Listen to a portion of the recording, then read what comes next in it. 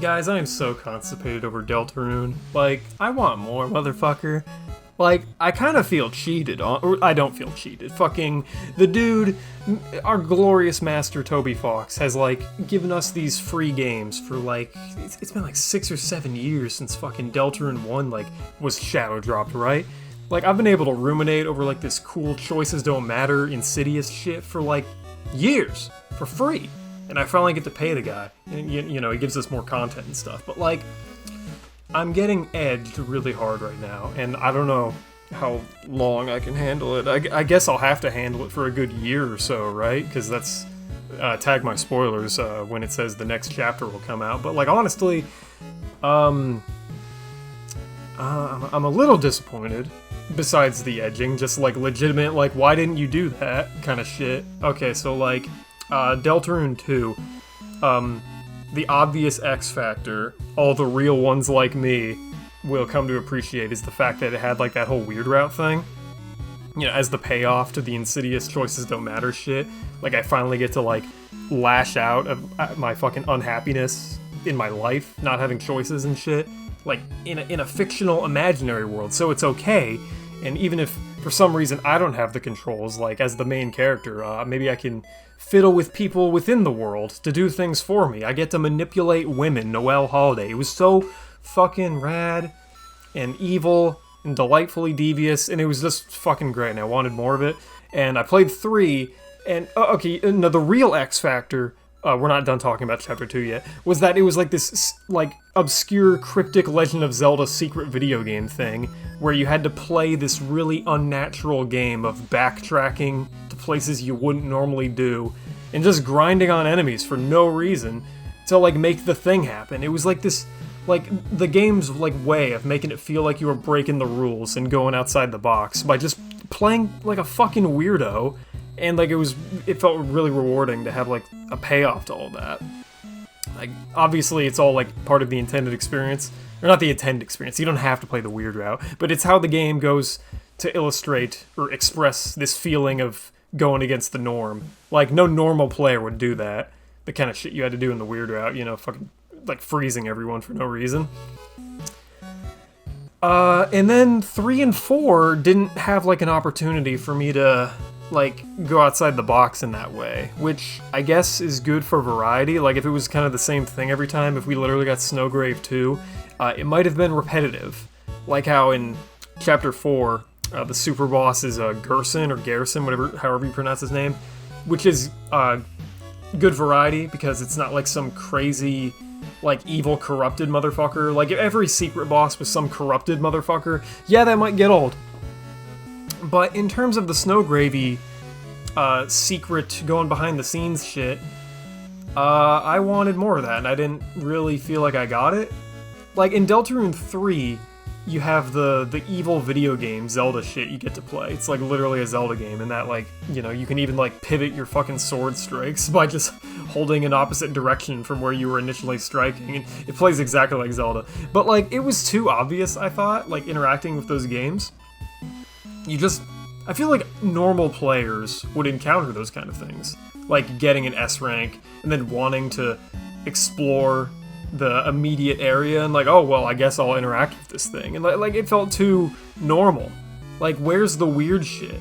I had hoped that the unnatural equivalent to the Snowgrave stuff would be, like, trying to get Z ranks in all of the games, because, in order to play the evil arcade games, initially you think you have to get S ranks, so you have to play well and engage with the system.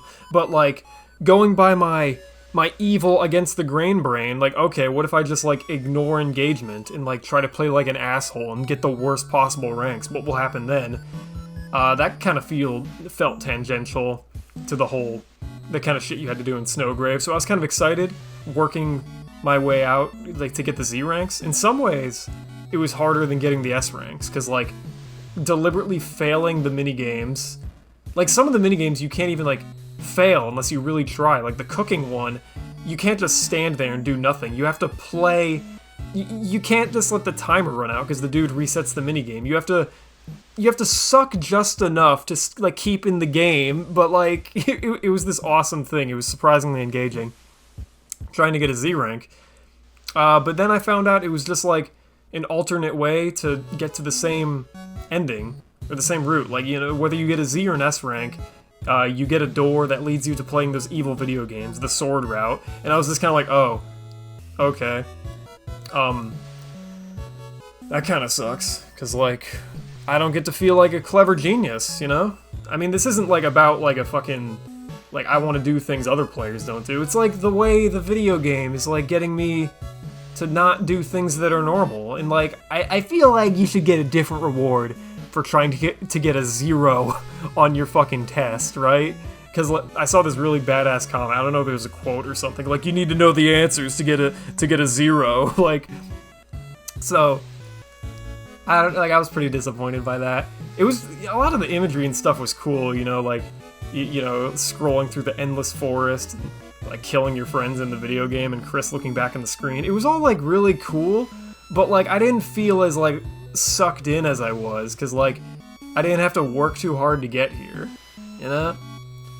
So, you know, it was all well and good. I fucking the super boss, the mysterious laughing motherfucker with the Luigi's Mansion sounding ghosts, the eyeball fuckers. Who was that? I don't know.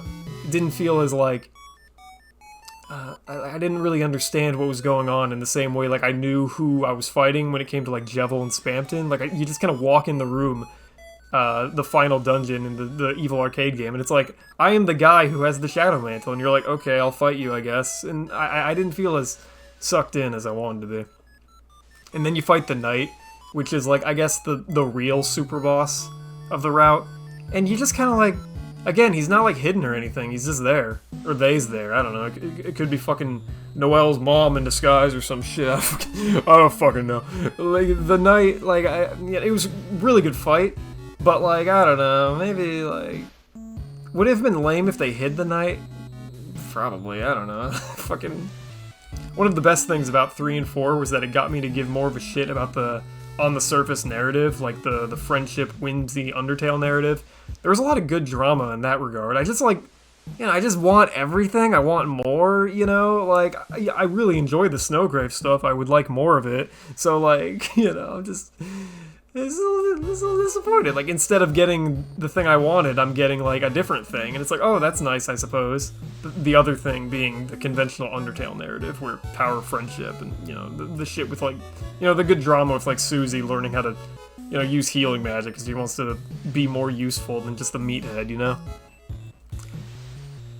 That also kind of disappointed me, though, because, like, you know, I went out of my way to sort of grind her healing spell to be more usable, and, like, it didn't really matter, because, like, you didn't need to do that anyway, I found. You could just, like, fight Garrison, like, without leveling it up at all. I thought that it was going to be, like, a positive interpretation, or equivalent to Snowgrave, where, like, I'm grinding Susie to, like, affirm her self-worth. Like, look, Susie, I'm using your spell, but fucking everything in terms of, like, the main narrative, your fucking choices don't matter. So, of course, it didn't matter that I did that, which was frustrating.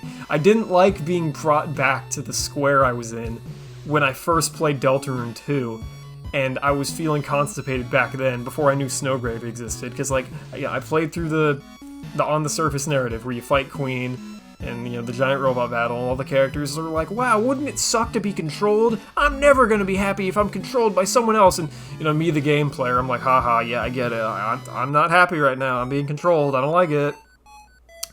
And I was feeling really, like, I was like, whatever about the game. Because, like, I was like, okay, how many mysteries on top of mysteries are we gonna pile on? But then, like, you find out there's actually a payoff with the Snowgrave stuff, and you're like, whoa, it all ties together.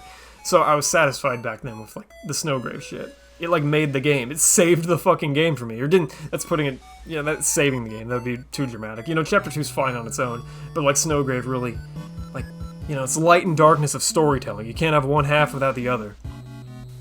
It, like, it made it whole. And I don't feel whole with 3 and 4, because I didn't get to be as evil as I wanted to. Or, like, fucking, you get to be evil with, like, the opening of 4. where you get seemingly you get the continuation of Snowgrave, where Noelle is being proactive for some reason and talking to you, and then she's bringing up this shit where it's like, Chris, thanks for telling me off screen about how, you know, you were just pranking me, and, you know, you got rid of that ring off my finger, and you told me Birdley was gonna be okay, and then me, the player, I'm like, what the fuck, I didn't tell him to do that didn't fucking happen, and then you, like, lock in and, like, take control, and you're like, no, listen to me, and then you go manipulating video game women all on her, and it was great. I was like, oh shit, where's this going next? Nowhere. Fucking, you play the church section as it was in the vanilla route with like maybe a few sprinkles of dialogue differences, and I was just like, oh my, what the, are you kidding me, man? Like, I was pretty burned out. Like, you know, in Snowgrave, you don't have to play through the entirety of the, you know, the Queen Castle, because the expectation is that you've already done it, so the game like abridges it and just kind of like cuts to the new stuff, like the alternate Spampton fight you get at the end. But fucking, where does the church in 4 get off just being exactly the same as like the normal game, the non-weird route? I was a little miffed by that, because, you know, you're making a game where, you know, you want me to replay it and look at all this alternate dialogue and be evil and shit, right? I've got like 3 save slots now, so it's like, you know, why aren't you rewarding me, Toby? Why are you... Yeah, I've been good. Come on, kid, I've been good. You know, like, I'm sure there'll be, like, a great payoff to all this. I'm just feeling like Steven Universe remorse right now, where I'm like, oh, I gotta know what's gonna happen next, and, you know, fucking... You know, I gotta wait with everyone. It's just, you know, we got 2 new chapters, and I didn't get the things I wanted in either of them. I got like crumbs of what I wanted, or crumbs is putting it lightly. They were really good scenes. It's just like that feeling of like really interacting with the video game in a weird fucking way that like really made it feel like it was like making use of video games as a medium, that kind of shit. I thought like doing that video game grinding stuff to express the alien shit you were doing. I was in love with that crap. I am in love with that crap, and I want more of it, and I haven't gotten it yet. Playing Unnatural in 3 and 4 didn't lead me to anything, which really upsets me. But otherwise, banger games, you know? Epic moments. Hype moments in aura, to put it lightly. Just don't keep me edging for too long, Toby, or I'm gonna lose faith. Watch out. Right? Alright, cheers.